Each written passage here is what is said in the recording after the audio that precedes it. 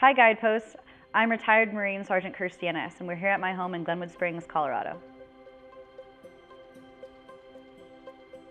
I served 6 years in the United States Marine Corps as a helicopter door gunner and airframes mechanic. On my last deployment to Afghanistan, my helicopter went down, and as a result of the crash, I sustained various injuries. And for the last few years, I have been on the road to recovery, and I'm really looking to fulfill that purpose of continuing to serve people. I joined the United States Marine Corps at 17 years old, and I joined because I knew that I wanted to serve people. And when I was going on my deployments to Afghanistan, I realized that there was no greater sense of purpose and fulfilling a purpose than being deployed. And on my last deployment to Afghanistan, as a result of a helicopter crash, I sustained everything from a left leg above the knee amputation to spinal cord trauma to traumatic brain injury, and the list really goes on. And as a result of that, my recovery hasn't ended yet. I've spent 2 years living at Naval Medical Center San Diego.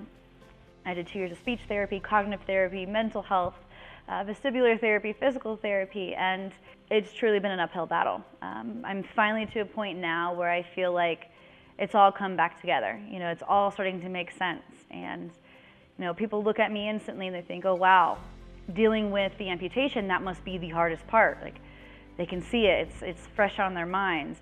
But the reality of it is the most debilitating injuries have been the invisible injuries. So, the mental and emotional side of things, that's a constant battle. And it was honestly some of the hardest things that I dealt with in the hospital, making sure that my head and my heart was in the right place so that I could heal physically. I was one of the kids that was really fortunate to have 2 parents that were in the Marine Corps. I had 2 role models that were doing something for the greater good.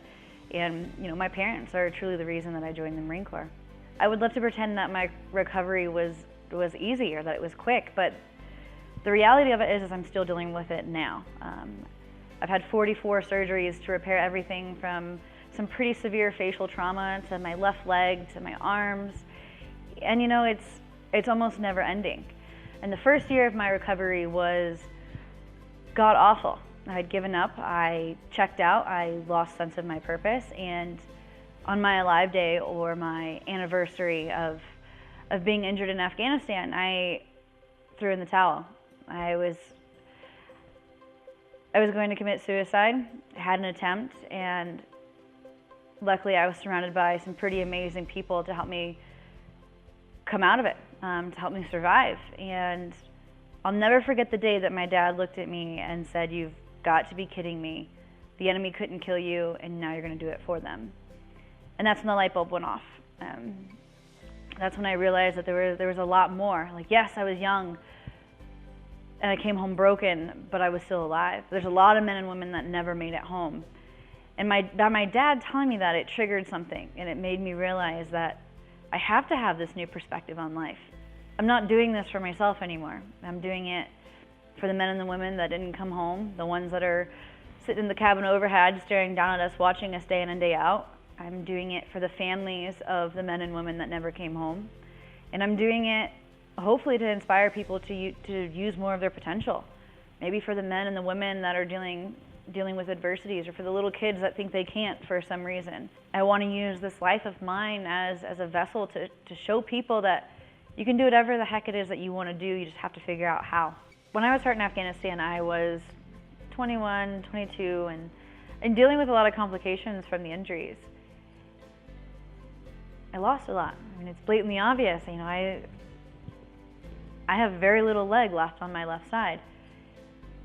And I've dealt with memory loss. I don't remember crucial moments with my family. I've lost years from sitting in the hospital dealing with recovery. But I refuse to get fixated on that. And I've decided that I'm going to focus on what I've gained. And the most valuable thing that I have taken from all of this is perspective. I look back and I reflect on the things that have happened to me.